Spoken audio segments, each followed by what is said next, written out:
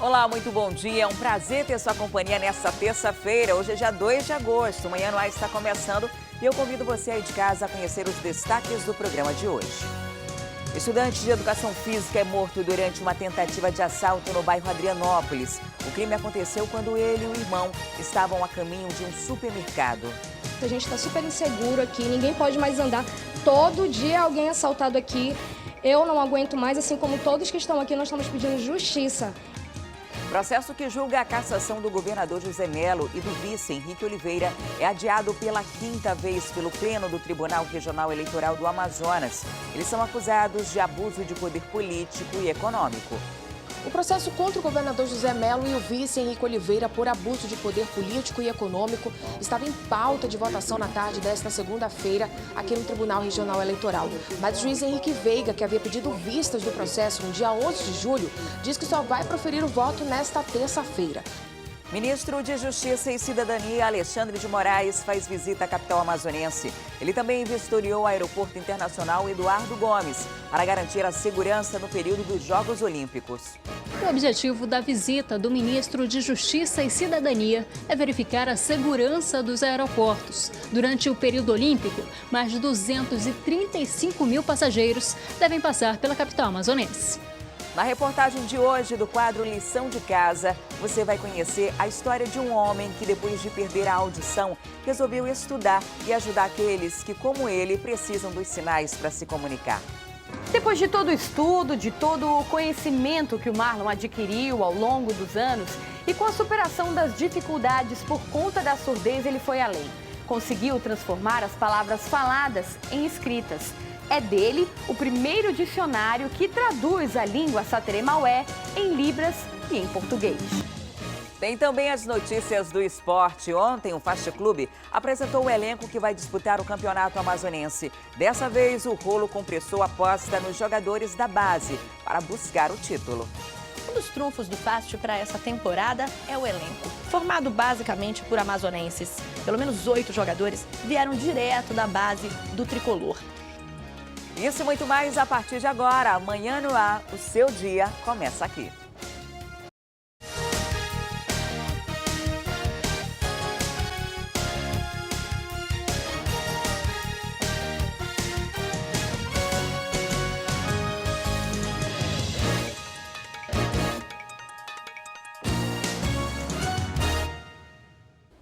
Olá, muito bom dia. São 6h03.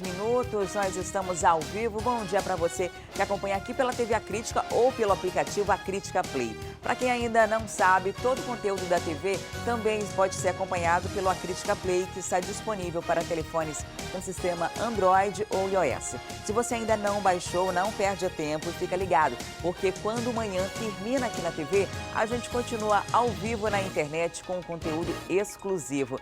Não deixe de participar do programa também pelo nosso WhatsApp. Anota aí, o telefone é o 992 25 8767. Tem também a nossa página no Facebook, que é Amanhã no Ar. E um estudante de educação física foi morto durante uma tentativa de assalto no bairro Adrianópolis, na zona centro-sul.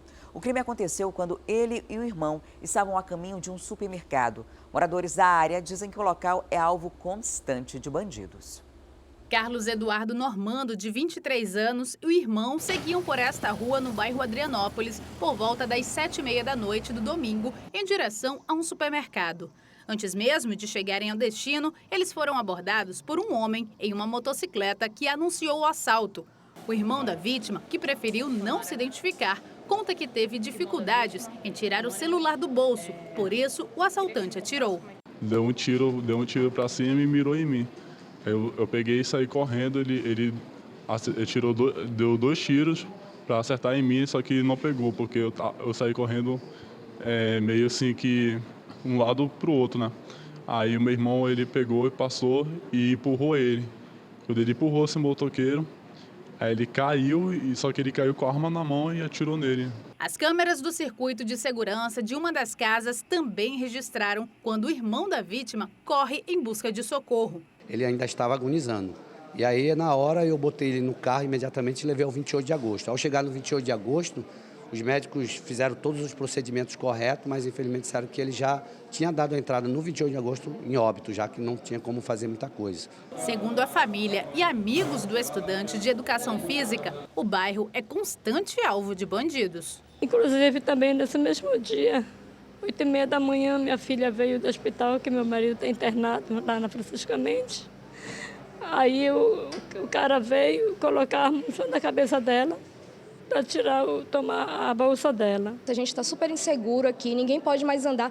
Todo dia alguém assaltado aqui. Eu não aguento mais, assim como todos que estão aqui, nós estamos pedindo justiça. Enfim, justiça, policiamento.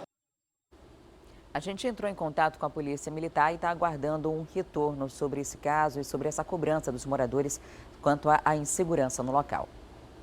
E a polícia apreendeu um dos envolvidos no homicídio de um ex-presidiário que aconteceu na semana passada no estacionamento de um shopping na zona sul de Manaus. Tiago do Amaral foi quem atraiu a vítima para o local do crime.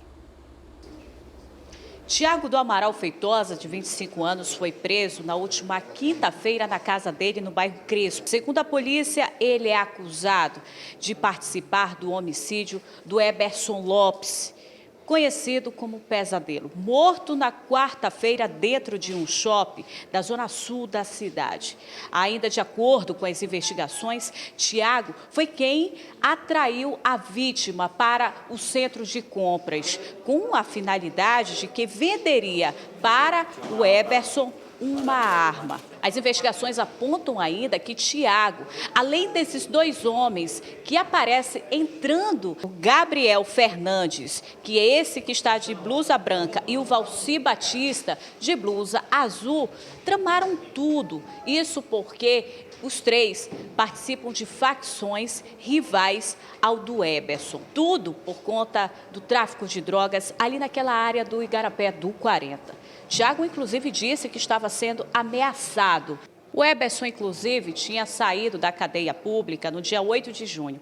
Ele conseguiu uma saída temporária e não voltou mais. Ele também já respondia por 2 homicídios e roubos aqui na cidade. E segundo a polícia, a arma que ele possivelmente pegaria com o Tiago era para cometer outros crimes ali naquela área do Crespo. Tiago e esses outros 2 homens, comparsas dele, que aparecem nas imagens do circuito interno do centro de compras, não têm passagem pela polícia.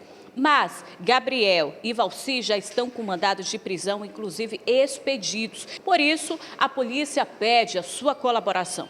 Se você tiver informações, pode entrar em contato através do 190 ou do 181. Todos eles são conhecidos ali do 40, por isso que o contato foi facilitado entre a vítima e o Tiago, que armou a emboscada, né? Então, por mais que eles fossem de facções rivais, né, o fato deles se conhecerem ajudou para que ele pudesse ser atraído para o local dos fatos. E o corpo de uma mulher foi encontrado em um lixão no Distrito Industrial 2, na zona leste da cidade. O crime chamou a atenção pelo requinte de crueldade. A parte superior do corpo de uma mulher foi encontrada por volta das 8 horas da manhã desta segunda-feira, atrás de um sofá. A vítima estava em uma lixeira a céu aberto, no encostamento desta rua, no Distrito Industrial 2. A vítima deve ter entre 50 e 60 anos, tem a pele morena e os cabelos tingidos de vermelho. A polícia ainda trabalha na identificação da vítima. Até o momento, as investigações não apontaram nem a autoria e nem a identificação certa da vítima. Os moradores aqui da região, nós chamamos para tentar fazer algum reconhecimento, ninguém consegue identificar. A outra parte do corpo ainda não foi encontrado, nós estamos em diligência para tentar investigar.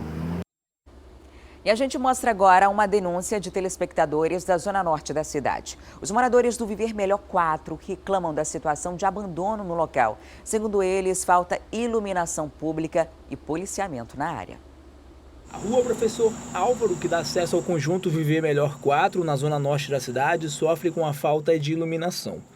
Segundo os moradores, quem precisa passar pelo local à noite corre o risco de ser assaltado. Dentro do conjunto, a Rua 1, que é uma das principais vias, a situação também não é diferente. Dona Leia diz que agora só sai de casa quando o dia está mais claro. Estou chegando atrasada no meu trabalho porque eu não tenho mais coragem de subir 5h40 como eu subia, né? Porque eu espero dar 7 horas para poder subir para o trabalho, porque tá horrível aqui, muito assalto, então estão roubando botija de gás aqui também. Eles sobem pelas grades aí do gás para entrar nos apartamentos. Nós estamos esquecidos aqui no Viver Melhor, viu? Além da falta de iluminação pública, o lixo também é um problema. O nosso principal problema aqui é o abandono total, o abandono desde a limpeza, segurança, o descaso, o abandono tanto por parte do Estado e Prefeitura. Nós não tem nem CEP, a gente não existe, no português claro é isso, a gente não existe no mapa da cidade. Simplesmente jogaram a gente sem nenhuma estrutura, as crianças brincam na rua, arriscado bater, né? Aqui a gente não tem quadra de esporte, não tem escola, não tem posto de saúde, não tem nada. Situação extremamente delicada, né? Porque você constrói um condomínio, né? Uma área residencial, tira as pessoas, muitas delas que não tinham onde morar, ou então que moravam em áreas periféricas ou áreas de risco, e de repente as pessoas criam toda uma expectativa de viver uma vida melhor, como o próprio nome diz, viver melhor, e não tem estrutura para chegar ou sair de casa, falta ônibus, falta iluminação pública, que acaba virando um problema de segurança, e tem também essa questão de escolas nessa área. Quanto à iluminação pública, a gente está aguardando uma resposta do poder público, porque esses moradores pagam a conta de luz. E na conta de luz, naquela parte lá de cima, tem uma taxa de iluminação pública que é repassada para Manaus Luz, a empresa terceirizada pela Prefeitura. Então, essa empresa recebe esse valor que tem que ser devolvido com o serviço e com a manutenção dele. Então, a gente está aguardando uma resposta do município e também dos demais problemas aí do poder público do Viver Melhor 4. E moradores da Rua Israel, lá no bairro Nossa Senhora de Fátima, na zona norte de Manaus, reclamam de um bueiro obstruído no local. Toda vez que chove, as casas ficam completamente alagadas. A maioria das pessoas já pegou dengue e zika e eles acreditam que é por causa da água empoçada. Vamos entender melhor essa história com Emanuel Cardoso. Essa aqui é a Rua Israel, no bairro Nossa Senhora de Fátima 1, zona norte de Manaus. O problema aqui é principalmente quando chove, porque os bueiros estão entupidos, o bueiro da rua está entupido e toda vez que chove, essas pessoas aqui, que são os moradores dessa rua, sofrem, porque toda essa área aqui fica alagada. Todas as pessoas que moram aqui na rua já pegaram zika e dengue, principalmente eu, devido que muita água parada, tem lava de mosquito, como o rapaz já filmou aí. E quando chove, aqui fica um caos, porque a água ela fica desde lá da ponta da rua até aqui alagada. A minha casa que é aqui, ela já foi 3 vezes para o fundo. Nós já fizemos reclamação para os pessoal da prefeitura, eles vieram, fizeram uma análise falando que iam ajeitar, já faz mais de 6 meses e nada foi feito por nós. Começou a vir o pessoal da prefeitura aqui, só que o Ministério Público veio e embargou, porque a prefeitura queria tirar o pessoal, né, para o aluguel social, e isso aí eles não aceitaram, né, mas o rapaz do Ministério Público, ele não veio ver a situação do resto do pessoal que ia ficar aqui no alagado, né? Ele pensou apenas no pessoal que ia ser removido. E vocês querem providências? Sim, queremos providências. Criança daqui não pode brincar. Quando chove, criança não vai para a escola, ninguém vai trabalhar porque não tem condições. A situação dos moradores é essa, eles precisam que o sistema de esgoto aqui seja desobstruído para que essa água não fique empoçada. Então é uma situação que o poder público precisa tomar uma providência.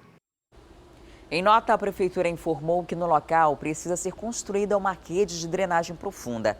Mas para que esse serviço seja feito, é necessário a retirada de algumas famílias que moram no local e que construíram suas moradias em cima da rede de esgoto. A nota afirma ainda que esse processo já foi iniciado.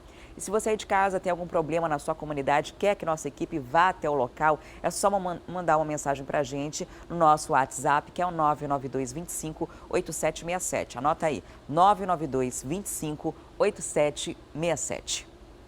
E câmera de segurança flagra homem furtando hidrômetros. De acordo com os moradores da rua Leopoldo Neves, no bairro Santa Luzia, todos os dias falta água de 4 às 7 da manhã.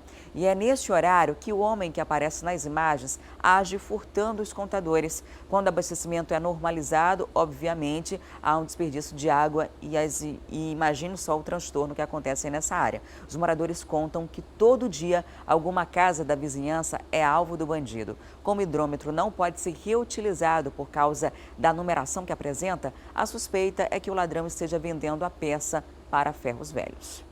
E agora chegou a hora da gente conversar com o Márcio Paes Barreto, direto do estúdio da Rádio Acrítica FM. É para lá que a gente vai, a 93.1. Márcio, bom dia. Olá, Márcio, bom dia. Bom dia, Adriane. A gente começa falando sobre alguns municípios aqui do Amazonas que saíram do mapa do turismo e dessa forma acabam impossibilitados de receber verba federal. Isso, foi pelo menos 14 municípios do Amazonas que tiveram esse repasse contingenciado pelo Ministério do Turismo, né? O Ministério do Turismo alega que esses repasses vão ser direcionados para outras cidades do interior do Amazonas, como a região metropolitana também, né? E aí será feita uma espécie de cartilha para que esses recursos sejam melhor empregados. Vão ser, de acordo com o Ministério, é uma forma de incentivar ainda mais o turismo na região. E aí a gente tem a informação de que 90% desses recursos federais do Ministério serão destinados a 2.175 municípios do mapa do turismo brasileiro. E 50% desse orçamento, né, próprio da pasta será liberado por meio do chamamento público.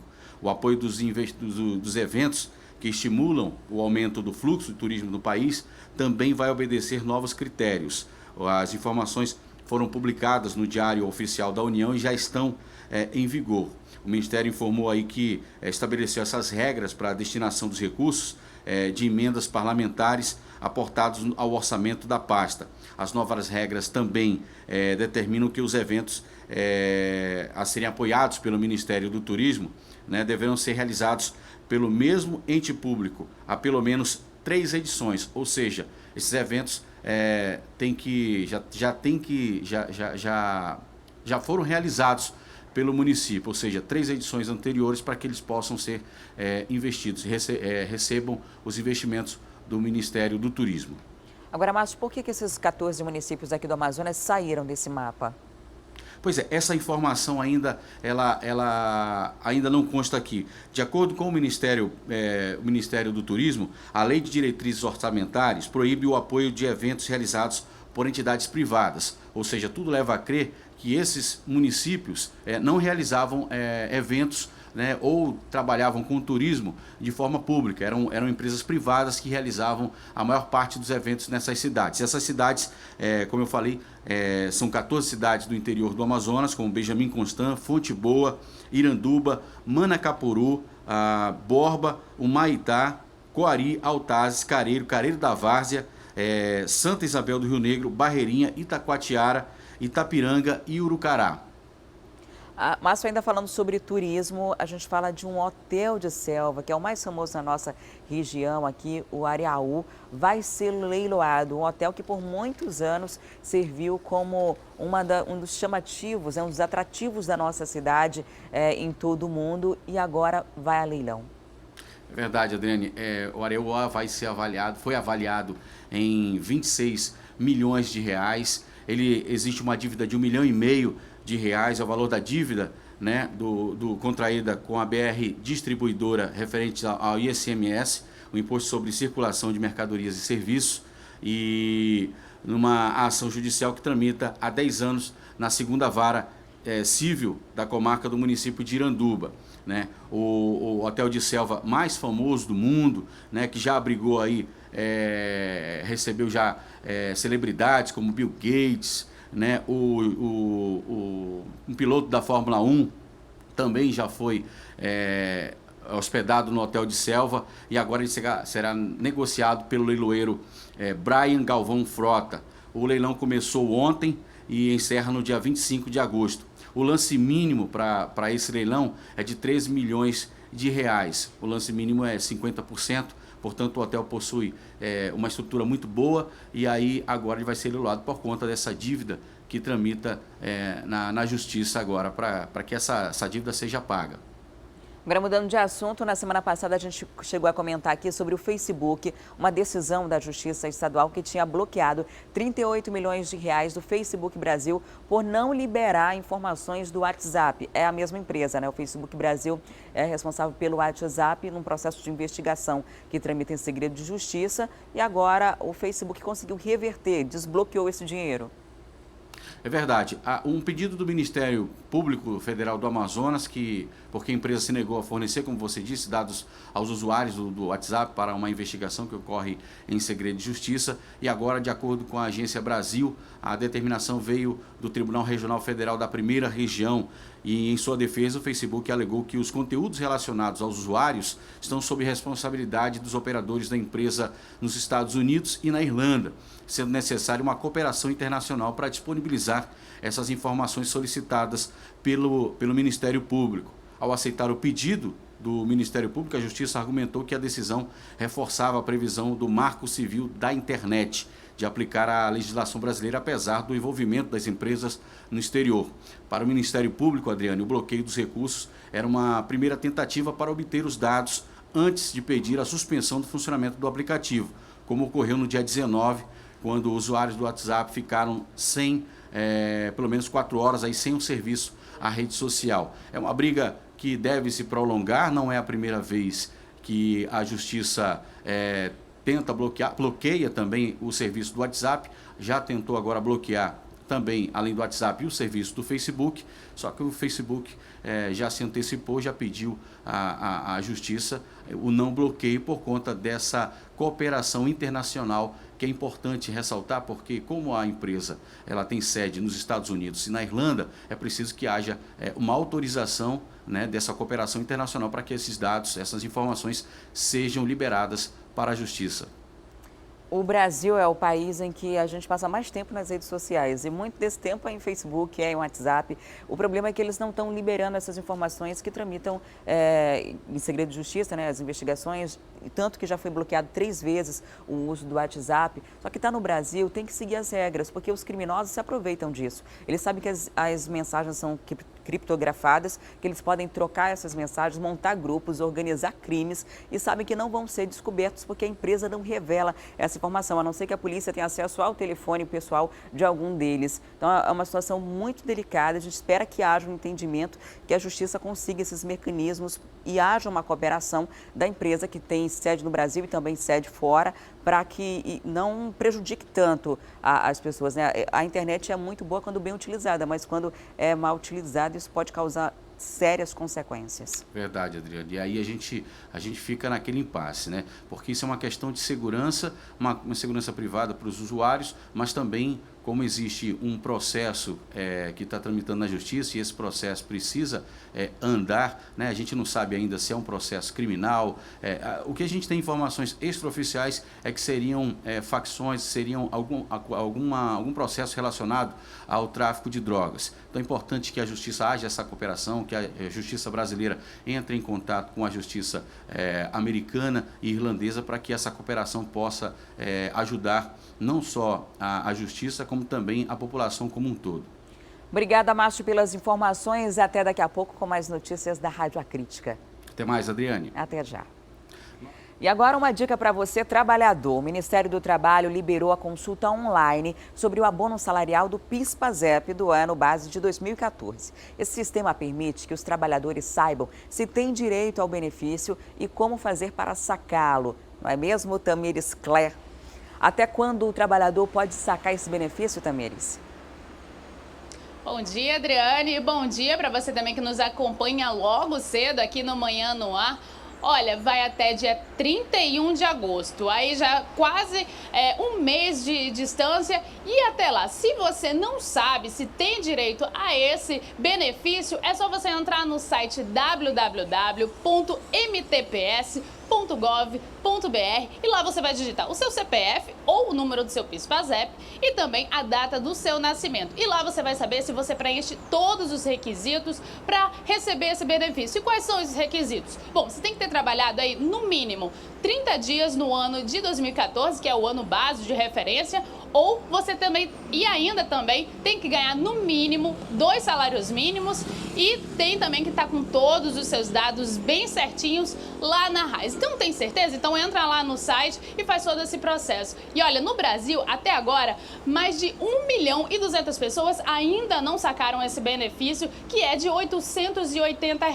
E o que acontece se não sacar esse benefício? Olha, todo esse dinheiro vai voltar para o Fundo de Amparo ao Trabalhador. Então, fica ligado, entra lá no site, vê se você pode realmente ter acesso a esse benefício e como faz para sacar. Olha, é só você ir lá na Caixa Econômica Federal, em uma loteria ou numa agência do Banco do Brasil. Mas todas essas dúvidas estão lá no site bem direitinho, né, Adriane?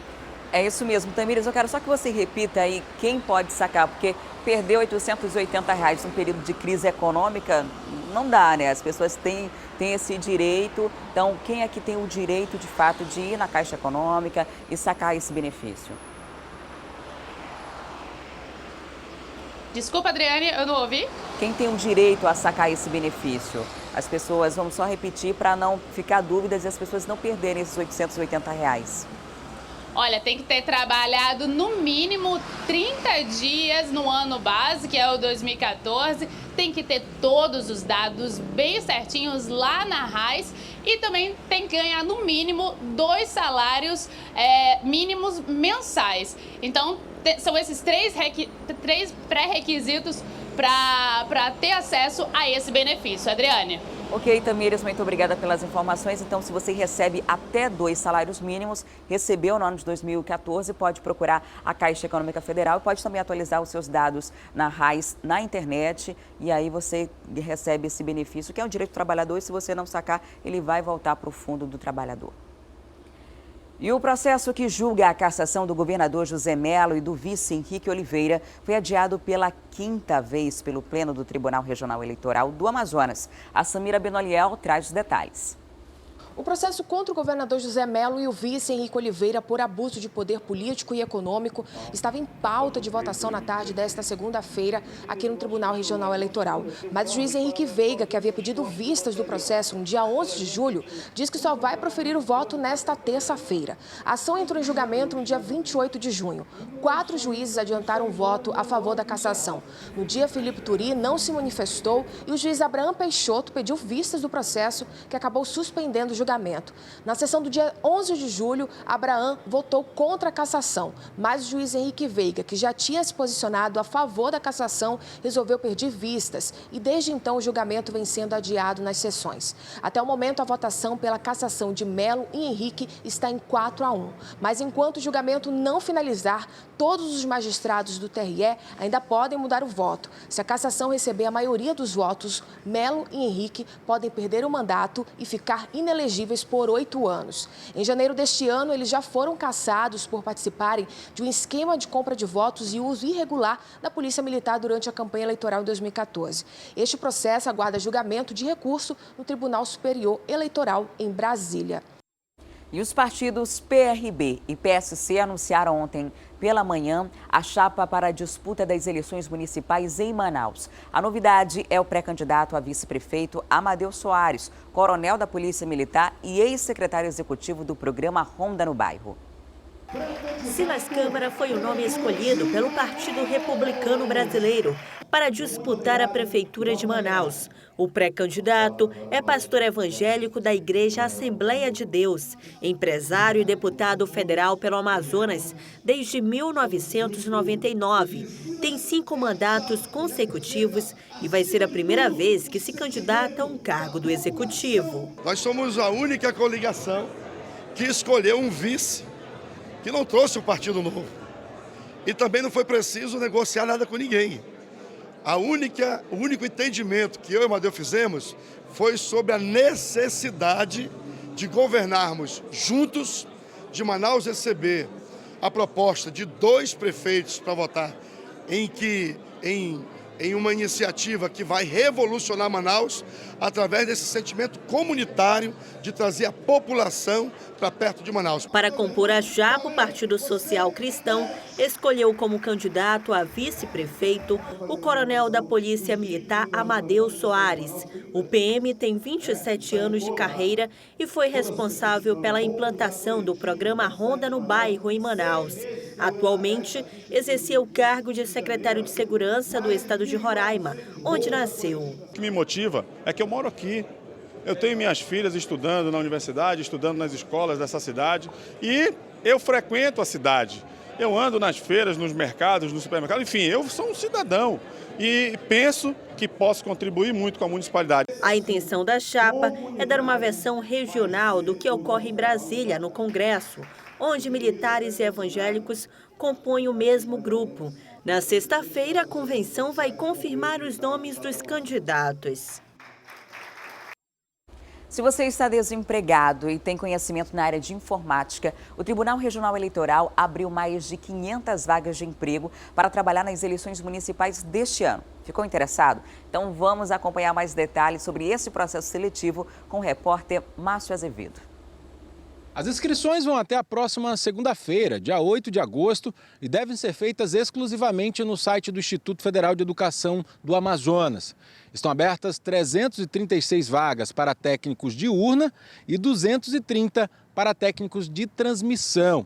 Para concorrer a uma dessas vagas é necessário ter experiência mínima de 3 anos na área de informática, além de ter o ensino médio completo e disponibilidade para viagem. A remuneração é de R$ 1.000 mais auxílios. O resultado final da seleção vai ser disponibilizado no dia 18 de agosto no site do IFAM. O Passeio das Águas é um verdadeiro sucesso de vendas. No lançamento até hoje, a valorização é crescente. A satisfação dos clientes nem se fala. O Habite já saiu e a entrega está bem próxima. E tem outras boas notícias. Foram liberados lotes extras de 300 metros para a comercialização com bônus à vista, com uma área de lazer super completa e lago de contemplação e muito contato com a natureza sem perder a proximidade e comodidade da cidade. Um verdadeiro paraíso para você morar. O Passeio das Águas fica no quilômetro 9 da Avenida Manuel Urbano, no Iranduba, pertinho de Manaus. Realização Rio Negro Incorporações e Platinum Construções. Para mais informações é só ligar para 3643-0400. E será inaugurado hoje na Ponta Negra o espaço Live Site. No local, os manauaras vão poder acompanhar os Jogos Olímpicos e participar da programação cultural. Quem vai trazer os detalhes de como vai funcionar esse espaço é a repórter Amanda Morim. Os portões do Live Site serão abertos oficialmente nesta terça-feira, a partir das 6 horas da tarde. Nos dias 3 a 21 de agosto, o horário de funcionamento será sempre das 10 da manhã até as 10 da noite, atendendo, é claro, às normas de segurança. Isso porque será proibida a entrada de objetos que ameacem a integridade física da população, como, por exemplo, bebidas alcoólicas. Uma medida que já vem sendo adotada em grandes eventos que ocorrem em Manaus. Será montado um telão aqui no complexo turístico da Ponta Negra para a população que quiser assistir à transmissão dos Jogos Olímpicos Rio 2016. Além da transmissão, o evento vai contar com uma vasta programação, como cinema, teatro, shows, entre outras coisas. Para atender toda essa demanda, 6 linhas do transporte coletivo foram acrescentadas para atender os usuários. E o ministro de Justiça e Cidadania, Alexandre de Moraes, fez ontem uma visita à capital amazonense. Ele fez uma vistoria no Aeroporto Internacional Eduardo Gomes, tudo para garantir a segurança do local no período dos Jogos Olímpicos. Vamos ver como foi. Todo mundo que vai viajar sabe, antes de chegar na área de embarque, é preciso passar por aqui. E além do detector de metais, a bagagem de mão é analisada pelo raio-x. E na dúvida, ainda pode ser vistoriada assim. Mas agora, fora todo esse aparato, o Aeroporto Internacional Eduardo Gomes conta com um equipamento mais moderno, o Body Scanner. O ministro da Justiça e Cidadania, Alexandre de Moraes, veio conferir de perto. O objetivo da visita do ministro de Justiça e Cidadania é verificar a segurança dos aeroportos. Durante o período olímpico, mais de 235 mil passageiros devem passar pela capital amazonense. A preocupação maior é com a área de desembarque internacional. Os órgãos de segurança uniram forças para detectar e, se necessário, atuar no caso de alguma ameaça. Estamos integrados nos 3 eixos de defesa, de inteligência e de segurança. E para nós, as Olimpíadas começaram semana passada. Cães farejadores vão estar à disposição da Polícia Federal, além de um robô que é usado pelo Grupo Marte, o grupamento de manuseio de artefatos explosivos, com uma precisão milimétrica, capaz de carregar um copo plástico com água. E a Polícia Federal ainda conta com este aparelho de dupla checagem. Utilizando o banco de dados da Interpol, possibilita que em meros 3 segundos, são 3 segundos, para que a pessoa colocando a digital, nós possamos saber se há alguma pendência na Interpol. Com todo esse reforço na segurança, o torcedor que vier para Manaus pode ficar despreocupado. Os jogos aqui serão, do ponto de vista da segurança, absolutamente impecáveis. Para o ministro, os benefícios desse tipo de atividade em conjunto são permanentes. O legado maior é o treinamento dos nossos policiais, é a expertise dos nossos policiais, é a troca de informações das nossas polícias com as polícias internacionais, das nossas agências de segurança com as agências internacionais. E os órgãos de segurança divulgaram o primeiro balanço das ações dos Jogos Olímpicos aqui em Manaus. E a população vai precisar ter paciência durante as Olimpíadas. Isso porque nos dias dos treinos e das partidas oficiais de futebol, o trânsito vai ser alterado nas proximidades dos estádios. 3 seleções já estão em Manaus para a Olimpíada: Japão, Colômbia e Suécia.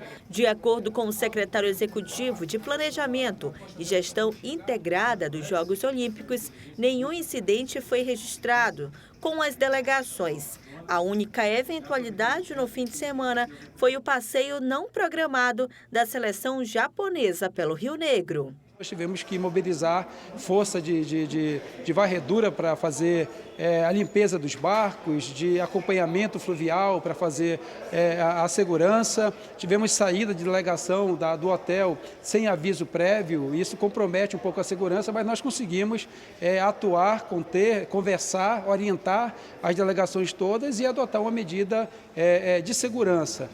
A organização dos Jogos em Manaus alerta os motoristas para as intervenções no trânsito em dias de jogos e também durante o deslocamento das seleções do hotel para a arena. Nesses dias, os condutores precisam ficar atentos aos desvios de rota e 180 agentes vão trabalhar para manter a segurança dos cidadãos amazonenses e também das equipes.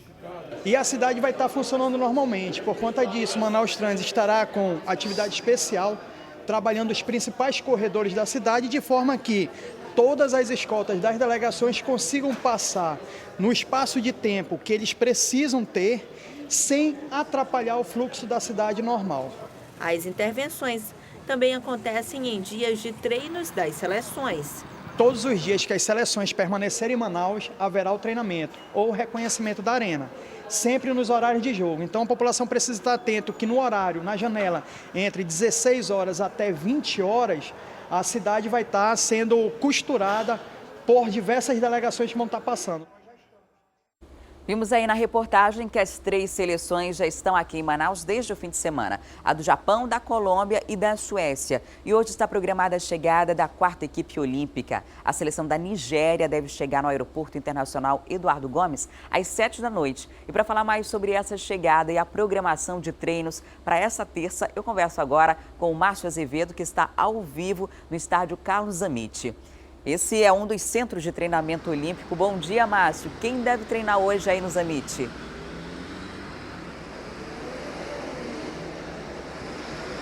Oi, Diniz, bom dia. Está previsto Suécia e Japão treinarem aqui no campo do CT Carlos Zammit, CT do Coroado. no fim do dia. Às 18 horas está previsto o treinamento da Suécia e 1 hora depois os japoneses devem passar por aqui. São previsões que às vezes podem mudar, as seleções podem fazer essa modificação, isso é muito livre. Mas no agendamento também há um treinamento da Colômbia previsto para agora pela manhã, 9h30, e um outro no finalzinho do dia, às 4h30 da tarde, aqui próximo, no centro de treinamento do SESI, no estádio Roberto Simonsen. E já está agendado, mas a gente sabe que isso não vai acontecer. A Nigéria tem agendamento para as 9h e para as 4h da tarde lá na Colina, no estádio São Raimundo. Porém, como você colocou, o time nigeriano só desembarca, pelo menos essa é a previsão, só desembarca aqui em solo amazonense entre 19h e 19h30 em um voo fretado vindo direto de Atlanta. Ontem, como explicou o coordenador do Comitê Olímpico local, eles tiveram problemas financeiros para comprar as passagens para sair do continente africano em deslocamento aqui para Manaus, mas esse problema foi resolvido e a previsão é que a equipe nigeriana chegue amanhã. Não sabemos se ela vai treinar na quarta-feira, provavelmente é um voo que eles vão chegar muito cansados, porque na quarta também já tem previsão de treinamento para todas as equipes. Colômbia deve treinar entre 9h da manhã e também às 4h da tarde aqui no Coroado. Nigéria também tem treinamento agendado aqui para quarta-feira entre 11h, o primeiro treino, e 6h da tarde o outro treino. Japão lá no SESI à tarde e Suécia no CT da Colina. A gente sabe que os jogos acontecem, dos Jogos Masculinos das Olimpíadas com essas equipes acontecem aqui em Manaus na quinta-feira, no dia 4.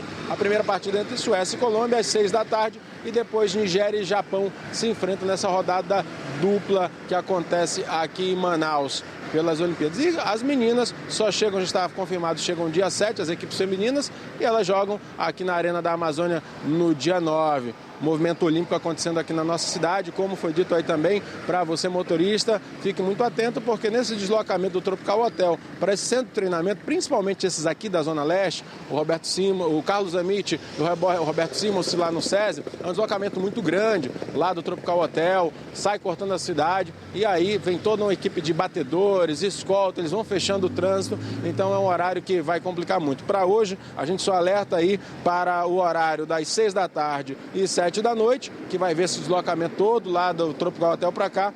E se a Colômbia for treinar de fato 9h30 da manhã, daqui a pouquinho passa o esquema de segurança aqui pela área do Coroado com a delegação colombiana para treinar lá no centro de treinamento do SESI. Essas são as movimentações das equipes que já estão em solo amazonense de Grande Diniz. Vamos torcer para os nigerianos chegarem hoje à noite, porque a cada dia de atraso complica a situação deles para se preparar para esse confronto que acontece na próxima quinta-feira. A gente fica na torcida, Márcio. Agora, esses treinos são fechados, né? A população não pode participar. Quem quiser acompanhar, ver esses jogadores de pertinho, vai ter que comprar um ingresso. Ainda tem ingresso sendo vendido, né?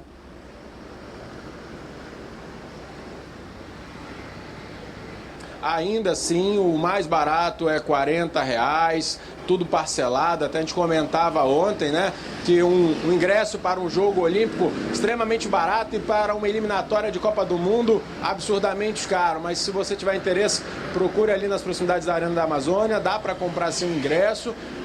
Porque tem ontem, segundo o coordenador do Comitê Olímpico, 75% dos ingressos já haviam sido vendidos, ou seja, ainda tinha 25%, a gente acha que esse número com certeza deve ser menor, mas vai lá, corra, procure, compre o ingresso, como eu disse ontem, é uma oportunidade única que não vai se repetir tão cedo aqui em Manaus. Eu volto com você, Diniz. Obrigada, Márcio, pelas informações. Olha, 40 é o bilhete inteiro, né? Se você for estudante, idoso, paga metade do preço, paga R$20. Você, dois adultos e 2 crianças, 120, consegue acompanhar uma rodada dupla das Olimpíadas. É uma bela oportunidade de participar do maior evento esportivo do mundo.